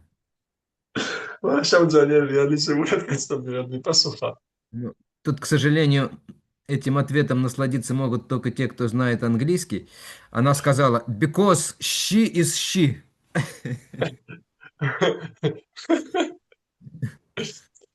მანუ პასუხა რომ ეს იმიტომ რომ ეს ზაღლი არის. Потому что это собака, это она. იმიტომ რომ ეს ზაღლი არის გოგო რა მოგეთ. ხალი. Поэтому она более была, видно, более благосклонна к мужчинам. Это шутка, в общем. То есть говорится, что бхакти универсально для всех, да? Да, но тем не менее есть условия и есть квалификации для того, чтобы заняться по-настоящему бхакти. და მიუხედავად ამისა, არსებობს квалификация იმისათვის, რომ წარმატებით დავკავდეთ ბაქთით. Знаете, чтобы скушать прасад, чтобы похлопать, увидя харинаму, да, и потанцевать даже, ну, то есть особой квалификации не нужно. Хотя тоже нужна определенная квалификация, да? და თქვენ იცით, რომ იმისათვის, რომ პრასადი მიიღოს, მივიღოთ ჰარინამაზე, ჰარინამის დროს ტაში დაუკრათ, ამისათვის არ არის დიდი კვალიფიკაცია საჭირო, მაგრამ მიუხედავად ამისა, მაინც არის გარკვეული კვალიფიკაცია საჭირო, თქმა უნდა. И за любой такой хороший поступок человек получает благо. და ნებისმიერი ისეთი კარგი ქცევის გამო ადამიანი სიკეთეს იღებს. Но для того, чтобы практиковать регулярно, да, и серьезно, как это делаете вы, я надеюсь. მაგრამ იმისათვის, რომ რეგულარულად და სერიოზულად აპრაქტიკოთ, როგორც თქვენ, მე ვიმედოვნებ. Для этого нужна квалификация или определенные качества и определенный багаж. ამისათვის საჭიროა კვალიფიკაცია, გარკვეული თვისებები და გარკვეული ბარგი, ესე ვთქვათ, დაგროვებული. Я скажу дальше, какая. Поскольку квалификация у всех людей разная, да, то существует вот эти три основных пути. მოგვიანებით ვიტყვი რა სახეზე საუბარი და იმისათვის რომ ბაქთი დაყვავდეთ, განსაჭიროა გარკვეული что нужно, извините? Существует три вот этих пути разных. არსებობს სხვადასხვა ესეთი სამი გზა განვითარებისთვის. И первый путь это карма-канда, да? და პირველი მიმართულება გზა ეს არის კარმა-კანდა. Что такое карма-канда, знаете? რა არის კარმა-კანდა, იცით? М. Слышали, наверное, иногда это ალბათ слово, ისმენია. но, наверное, плохо представляете. Писание ალბათ правил? თუ რა წამოგგენიათ.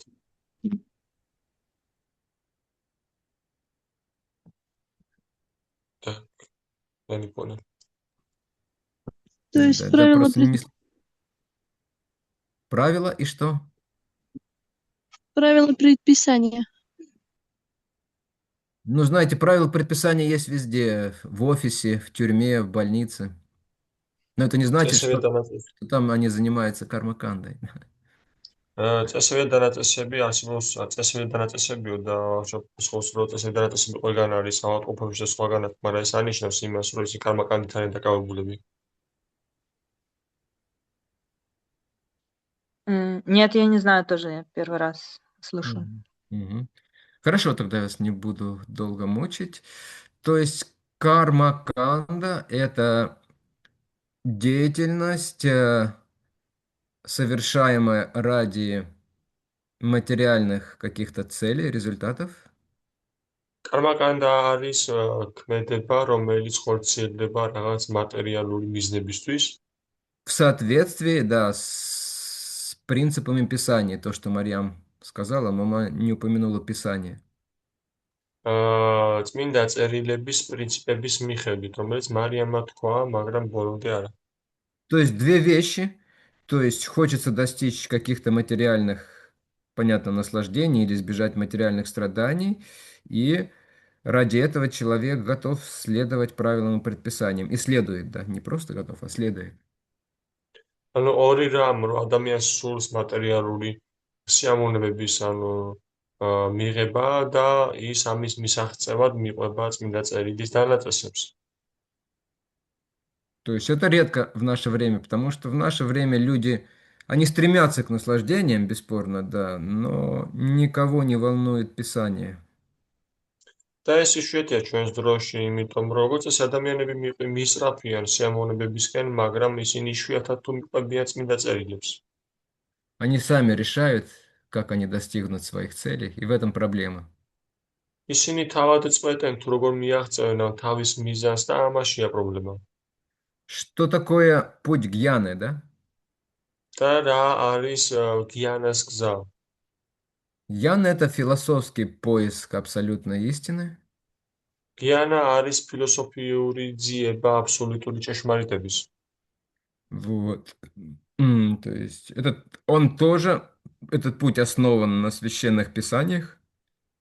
და ეს გზაც დაფუძნებულია წმინდა წერილებზე. Но это уже другой раздел писаний, гьяна шастры или йога шастры. მაგრამ ეს არის უკვე სხვა გაყოფილება წმინდა წერილების, ეს არის გიანა შასტრა ან То есть гьяна-йога – это когда человек пытается установить связь с Богом посредством развития духовного знания. ანუ გიანას გზა არის, ოდესაც ადამიანი სული ცდილობს აღიდგინოს კავშირი უფალთან ცოდნის გზით. И, наконец, бхакти. Что такое бхакти-йога? Тут вы должны все сказать дружно хором. და ბოლოს ბაქთი, თუ რა არის ბაქთი, აქ უკვე თქვენ ერთად ერთდროულად უნდა თქვათ. Не Любовь? слышу хор. Да? Любовь? Непонятно, что Марьям сказала. Любовь? მაგრამ გავართ любовь. А, любовь. Что значит любовь? Любови здесь хоть отбавляй. მაგრამ ამ სიყვარულიო და რას ნიშნავს სიყვარულიო? აქ ბევრია ეს. Вы можете любить свою кошку, попугайчика. თქვენ შეგიძლიათ გიყვარდეთ საკუთარი კატა თუთიყურში. Можете любить шоколадки. Будет ли это бхакти? შეიძლება გიყვარდეთ შოკოლადი, იქნება თუ არა ეს ბაქთი? Или нет? თუ არა. აა, Ну, может быть, да, если вы любите шоколадку, потому что шоколадка– это одно из проявлений Кришны. შეიძლება კი, თუ შეიძლება თქვენ გვიყავდეთ შოკოლადი, თუ ეს შოკოლადი არის კრიშნას გამოვლენა. Конечно, ერთ-ერთი Кришна პროპოზიცია. немножко не договорил в Бхагавад-гите, похоже, забыл. კრიშნა, რა თქმა უნდა, როგორც ჩანს, бოლომდე არ თქვა, შეიძლება დაავიწყდა ბაგავად-გიტაში. Когда он говорил, что из животных я лев, там, из рыб я акула, из носящих оружие я рама, да, он забыл сказать, что из сладости я шоколадка. როდესაც ის ჩამოთვლიდა თუ მაგათთვის ცხოველებიდან ის არის ლომი, თევზებიდან არის აკულა, ალბათ დაავიწყდა, რომ თბილეულიდან რომ ის შოკოლადია. Ну, мы простим Кришне эту забывчивость, ну, потому что мы на самом деле знаем, что он все-таки это имел в виду. მაგრამ კრიშნას ვაპატიოთ ამ მავიწყობას, იმიტომ რომ ჩვენ ვიცით, რას გულისხმობდა ის. Хорошо, шутки шутками, აგით ხუმრობას, а ხუმრობისთვის. бхакти вещь серьезная. ფაქტი კი ის სერიოზული რამ არის. То есть бхакти– это бхакти-йога, это путь установления отношений с Господом через бескорыстное преданное служение Ему. Запомните это. ბაქთის გზა, ბაქთი-იოგას გზა, ეს არის უფალთან ურთიერთობის აღდგენა, კავშირის დამყარება მისი უშუალო უანგარო მსახურებით. Причем служить нужно так, как Он хочет, да? და თანაც უნდა ვემსახუროთ მას ისე, როგორც მას სურს, ხომ? А Он хочет, как Он хочет, это мы узнаем из Писаний, от гуру, от саду, от настоящих. და ხოლო ის თუ როგორ სურს მას, ჩვენ ამას ვიგებთ წმინდა წერილებიდან, გურუსგან და სათუებისგან. Вот. Для каждого из этих путей есть своя квалификация. და ყოველი ამ გზისთვის არსებობს თავისი კვალიფიკაცია. Для того, чтобы по пути карма-канда идти, какая нужна квалификация, как вы думаете? Чтобы вот человек был таким благочестивым, чтобы он все делал, все религиозные вещи. Ну, понятно, чтобы, да, чтобы наслаждаться потом. Вот. Что у него და должно быть? Почему для большинства людей, то есть их вообще это не интересует, такой путь? და იმისათვის, რომ კარმაკანდის გზით დაკავდეს პიროვნება, ადამიანი რა კვალიფიკაცია უნდა ქონდეს ადამიანს, რატო არ კავდებიან ადამიანების უმეტესობა ამ მიმართულებით? Потому что это аскезы надо сначала совершать. Ну, то есть тут, да, определенно есть выполнение обязанностей, но почему люди не могут их совершать? Кто-то может, редкий, а в основном не могут. ამ ასკეზებია საჭირო და კი, მაგრამ რატომ არ შეუძლიათ ადამიანებს ძირითადად ამით დაკავდნენ? შეიძლება ვიღაც იშვიათად, მაგრამ მაინც არა. Чего не хватает? რა არ ყოფნით? აა, Я думаю, должен быть запас благочестия и знания священных писаний. Совершенно верно. Должен быть запас благочестия. უნდა იყოს კეთილშობილების მარაგი და წმინდა წერილების ცოდნა საჭირო ამ დროს. Такие есть. То есть благочестие, которое позволит человеку с уважением и почтением относиться к Писаниям, к Богу, да, вот ко всему этому. კეთილშობილების მარაგი, რომელიც საშუალებას მისცემს ადამიანს, რომ პატივისცემით მოეპყრა წმინდა წერილებს და უფალს. Который даст человеку вот эту вот веру в то, что нужно жить праведной жизнью, следовать заповедям Бога. რომელიც მისცეს ადამიანს ამ წმენას, რომელიც მდგომარეობის შემდეგში რომ უნდა იცხოვროს სულთად და იყვეს ღმერთის დანაწესებს.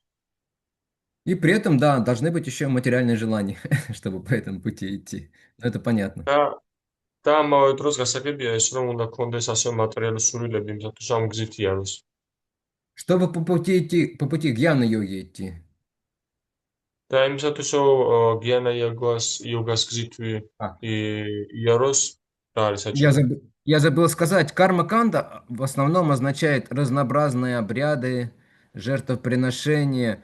Иногда даже она включает поклонение божествам. Вот все вот эта вот деятельность, она входит в состав карма канды.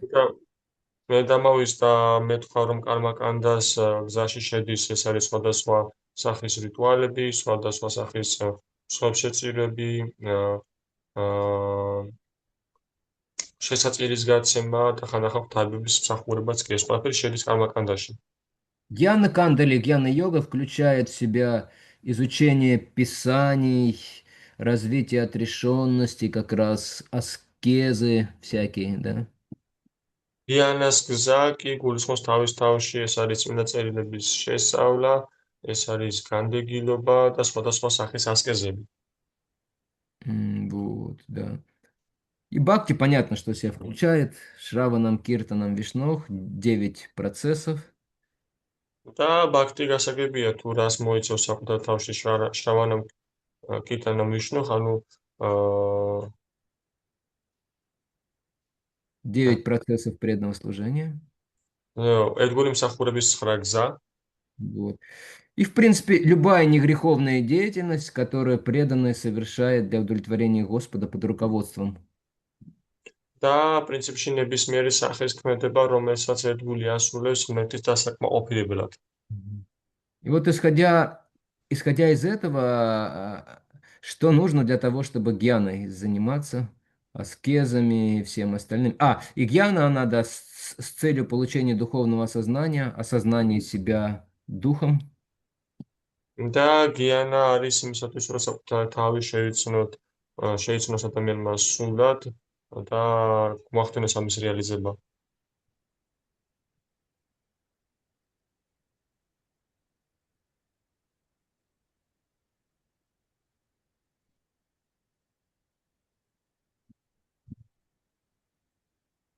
Как вы думаете? Так, я не понял этот вопрос. Да, это вопрос, что нужно, чтобы гьяна-йогой заниматься, какие качества. კითხვა მდგომარეობს შემდეგში თუ რა არის медитация. საჭირო იმისათვის, რომ გიანა იოგი დავყავდეთ, რა თვისებებია საჭირო? აა Разум. Разум Разум. нужен. Да, разум გონება, нужен. Факт. გონება საჭირო? Особенно, чтобы Писание пытаться понять и размышлять. განსაკუთრებით მაშინ, როდესაც ვცდილობთ წმინდა წერილების გაგებას, ფიქრს, Но этого мало. მაგრამ ეს არ არის საკმარისი. ცნობის მოყარეობა და ცოდნის აა ძიებლობა. интерес и поиски знаний, как говорит. Интерес к знанию, да, хорошо, но все равно это не это основное. И ეს რაც, Контроль მაგრამ არ ума, არის ეს საფუძველი. контроль ума и чувств. Способность контролировать ум и чувства, но даже не это основное. გზნობების და გონების კონტროლი, მაგრამ ესაც არ არის, ეს არის ძირითადი. Отрешённость. Отрешённость. Не знаю, может, Да, энтузиазм, старание и вера, даже Да. если что-то непонятно, продолжать. да, но это все приходит потом. А ключом основа является то, что человеку надоедает жить ради наслаждений. გარკვეული განდგომა, განდეგილობა არის საჭირო, ანუ საფუძველი არის, რომ ადამიანს ბეზრდება ცხოვრება უბრალოდ გზნობების დაკმაყოფილებისთვის. Понимаете, все одно и то же, да, как Бхагаватам говорит, пережевывание жеваным в этом мире, только в разных обертках. სულ ერთი და იგივე რამ არის, როგორც ბაგავატამი ამბობს, რომ დაღეჭილის დაღეჭვა თავიდან, უბრალოდ გარე შეფუთვა იცვლება უბრალოდ. Счастье это не приносит, человек очень сильно, глубоко становится разочарованным материальной жизнью в целом. ბედნიერება ამას არ მოაქვს და ადამიანი ძალიან ძლიერ ხდება იმედგაცრუებული. То есть он не просто в чем-то одном разочарован, да, то есть он чем-то одним хотел наслаждаться и вот разочаровался. Нет, он в целом всем, в целом материальной жизнью. და ეს უბრალოდ ერთი რაღაცით კი არ გახდა იმედგაცრუებული, არამედ ის მთლიანად ცხოვრებით არის იმედგაცრუებული. Как иногда раньше к нам приходили преданные, у них была плохая, видно, семейная жизнь. Они говорят, все, хочу стать бармачарием, ванапрасткой. როგორც ჩვენთან ხანდახან ადრე მოდიოდნენ ერთგულები, მეოჯახე ერთგულები და ისინი ამბობდნენ, რომ всё საკმარისია, მე უნდა გავხდე ბრაჰმაჩარი ან ვანაპრასტი. Я помню, один бармачарь, он приехал нам на Бхакти Шастра, это был 96-й год, первый Бхакти Шастра вообще. მე მახსოვსო ერთი ბრაჰმაჩარი приехал. Нет, он в белом приехал. მე მახსოვს ერთი ერთგული მოვიდა ჩვენთან პირველ ბაქთი შასტრებზე, ეს იყო პირველი ბაქთი შასტრები 90-იან წლებში. Он был уже постарше там остальных, ему уже, наверное, лет под 40 было там. ის უკვე დანარჩენებზე შედარებით უფროსი იყო, ალბათ 40 წლის იქნებოდა. И он все вот изучал так, и он постоянно говорил преданным, я хочу стать ванапрасткой, я хочу стать ванапрасткой, все, я хочу отречение принять. და ის ცდილობდა სერიოზულად შეესწავლა ბაგავატამი და ის ყველა ერთგულს ეუბნებოდა, რომ სიო მე მინდა ვანაპრასტა გავხდე, მინდა ვანაპრასტა გავხდე, მე მინდა განდეგილება მივიღო. Там устроили специальную торжественную церемонию вручения шафрана ему.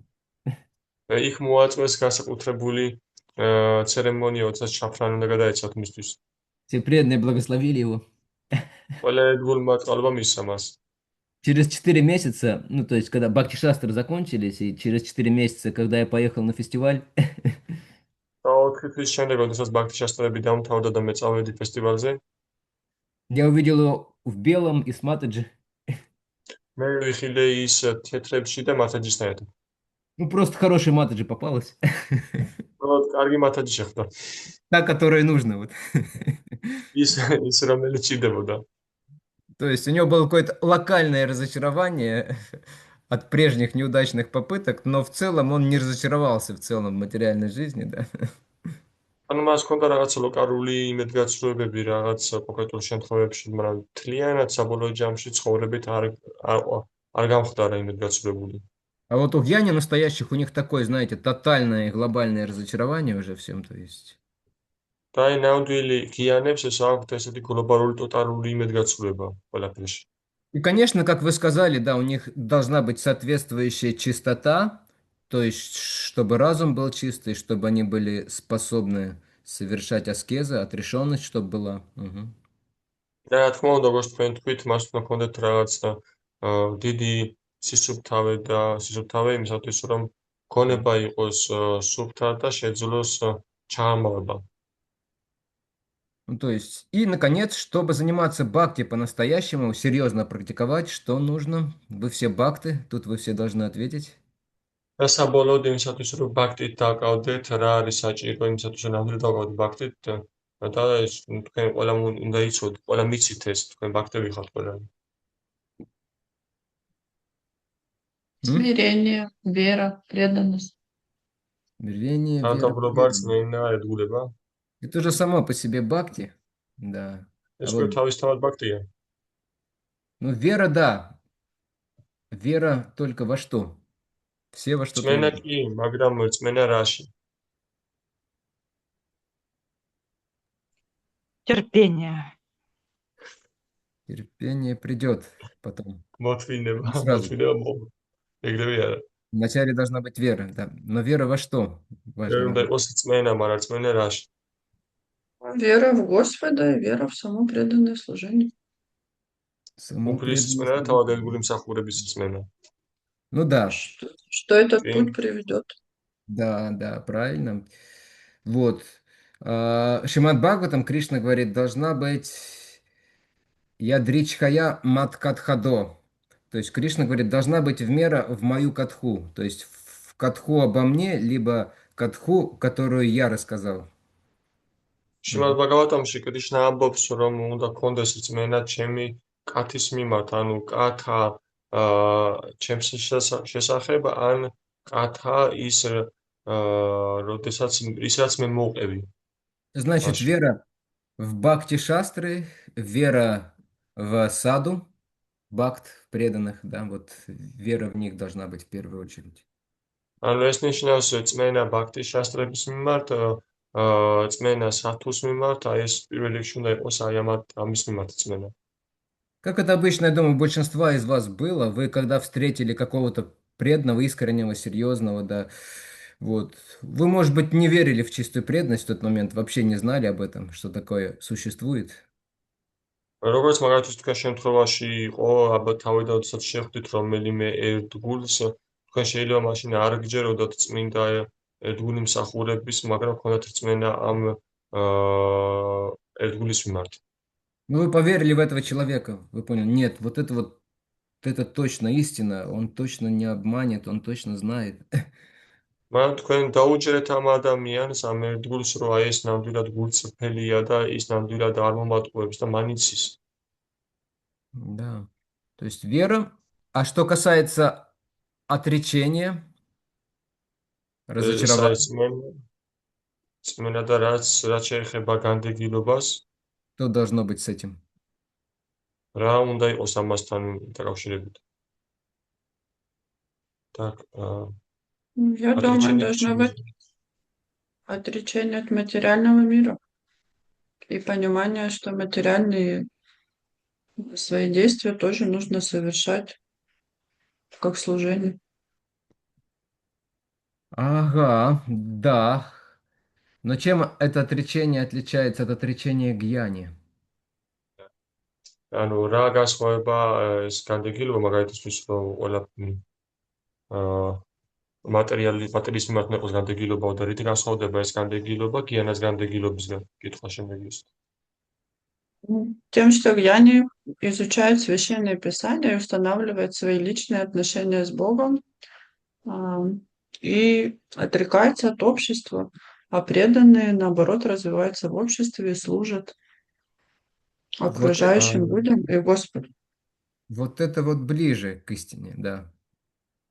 ის რომ გიანი შეისწავლის წმინდა წერილებს და ამით უახლოვდება ღმერთს და განდგომას განუდგება მატრიას, ეს კი ახლოს არის ჭეშმარიტებასთან. Как это неудивительно, Кришна говорит здесь в 11-й песне, чтобы стать преданным, человек должен быть не слишком отречен от материальной жизни и не слишком привязан. ეს გასაოცარი ის არის, რომ აი კრიშნა აქ ბაგავატში ამბობს, რომ იმისათვის რომ ადამიანი დაკავდეს, გახდეს ერთგული, ადამიანი არ უნდა იყოს ძლიერ მიჯაჭვული მატერიაზე, ან ძლიერ განდეგილიც არ უნდა იყოს მატერიაზე. Слишком привязан, почему он не должен быть, это в принципе понятно, да? ძალიან მიჯაჭვული რატო არ უნდა იყოს, ეს პრინციპში გასაგებია, ხო? Просто привязанности не дадут ему практиковать бхакти, если они слишком сильные. როდ მიჯაჭვულები არ მისცემენ, მიჯაჭვულობები არ მისცემენ მას საშუალებას, რომ ბაქრი დაკავდნენ, თუ ისინი ძალიან ძლიერია. В лучшем случае человек скажет, да, все это классно, хорошо, но я не могу сейчас. Нет, я не могу без этого, да. უკეთეს შემთხვევაში ადამიანი იტყვის, რომ კი ეს ყველაფერი ძალიან მაგარია, კარგია, მაგრამ მე არ შემიძლია ახლა ამ ჯერითობა. Как этот лорд Зетланд, который попросил учеников Бхактисиданта Сарасвати Такура сделать его преданным и браманом. როგორც ეს ლორდ ზეტლანდი, რომელმაც სთხოვა ბაქთისინდასა თაკურის მოწაფეებს, რომ გაიხადათ ის ერთგული და ბრაჰმანი. И они сказали, что ему для этого нужно сделать. და მათ უთხრეს, თუ რა უნდა გააკეთოს ამისათვის, რა არის საჭირო. Не пить вино, не есть мясо и все остальные вещи они перечислили. მათ ჩამოთვალეს, რომ არ დალიო ღვინო, არ ჭამო ხორცი და ყველაფერი დანარჩენი ჩამოუთვალეს. И он хорошим был человеком, но он воскликнул, impossible, то есть невозможно, это вся моя жизнь, говорит, из этого состоит. ის კარგი ადამიანი იყო, მაგრამ მან უპასუხა, რომ ეს შეუძლებელია, იმიტომ რომ მთელი ჩემი ცხოვრება ამისგან შედგება. Если это брать, то почти ничего не останется.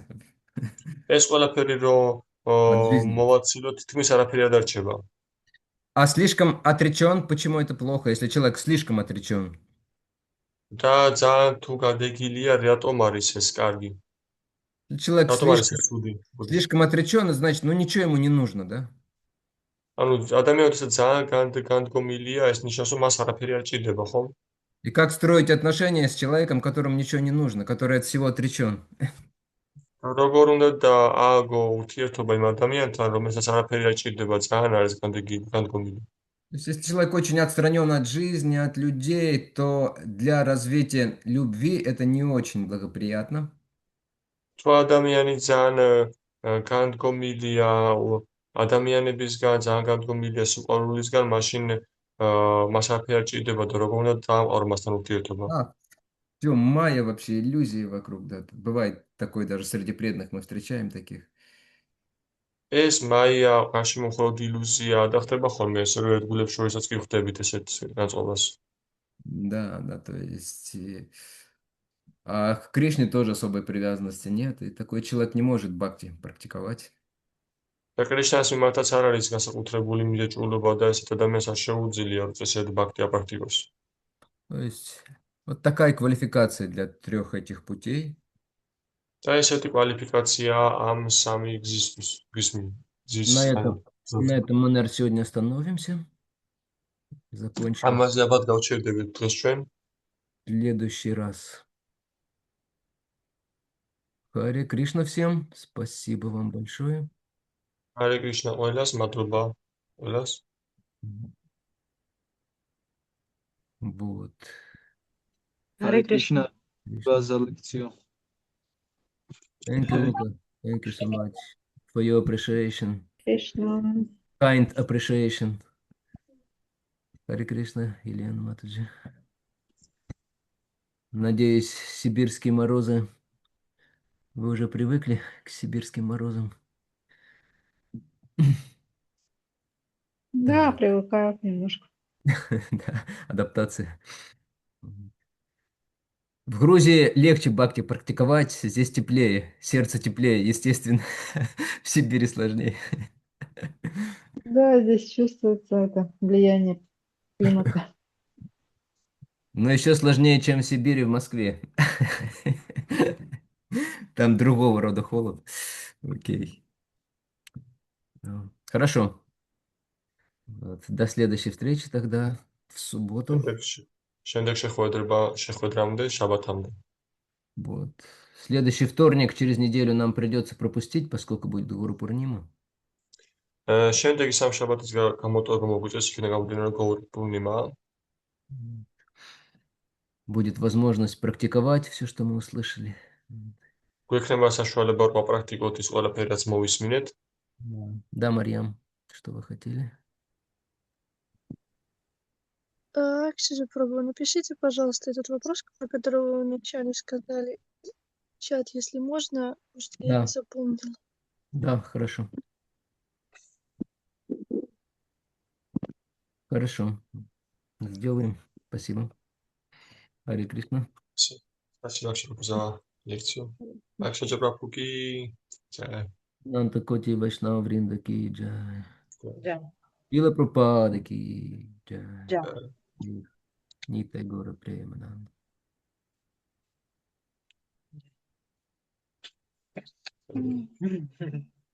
Понятно.